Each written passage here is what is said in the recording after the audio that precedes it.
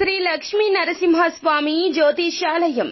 మీకు ఎటువంటి సమస్యలు ఉన్నా సిద్ధాంతి గారిని సంప్రదించండి. తీరని సమస్యలకు ప్రత్యేకమైన హోమాలు, పూజలు చేస్తున్నారు. దూరంలో ఉన్న వారికి ఫోన్ ద్వారా జ్యోతిష్యం చెప్పబడును. భార్యాభర్తల వశీకరణ, ప్రేమ వశీకరణ, డబ్బు వశీకరణ, కుటుంబ వశీకరణ, సంతానం, పెళ్లి వశీకరణ, నమ్ముకున్న పురుషుడు లేదా నమ్ముకున్న స్త్రీ రావడానికి వశీకరణ, అనుకున్న పనులు కావడానికి వశీకరణ, ఇంకా ఎటువంటి సమస్యలు ఉన్నా ప్రత్యేకమైన వశీకరణాలు చేయబడును. 100% గ్యారంటీ. గురువు గారిని సంప్రదించండి.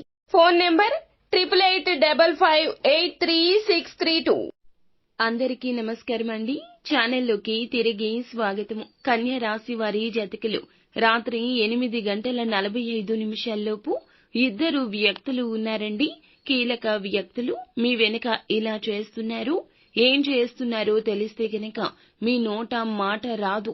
ఇలాగే చేయబోతున్నారు.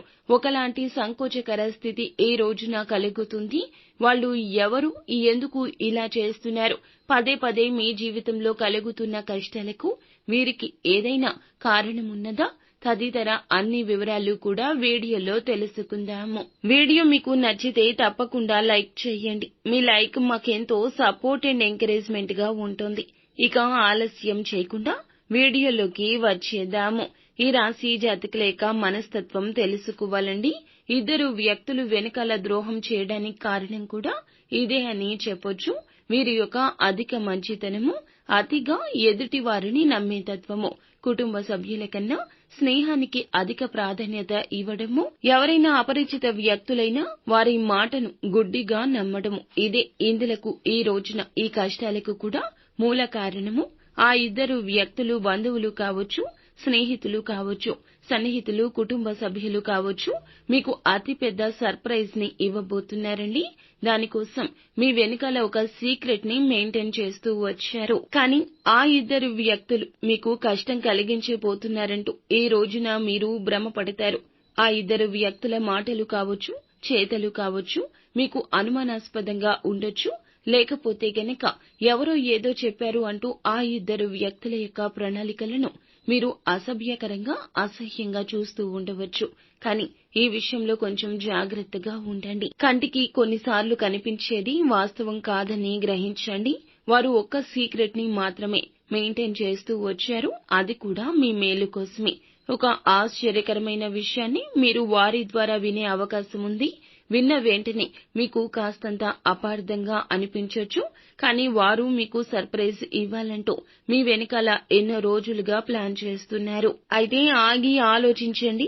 ఎదుటి వారు చెప్పే మాటలను ఈ రోజున విన్న తర్వాతే తగుముఖ నిర్ణయాలు తీసుకోండి. అలా కాకుండా మీకు ఏది అనిపిస్తే అది మాట్లాడడం, త్వరితగతిన భావోద్వేగానికి గురి కావడం లాంటివి చేయొద్దు.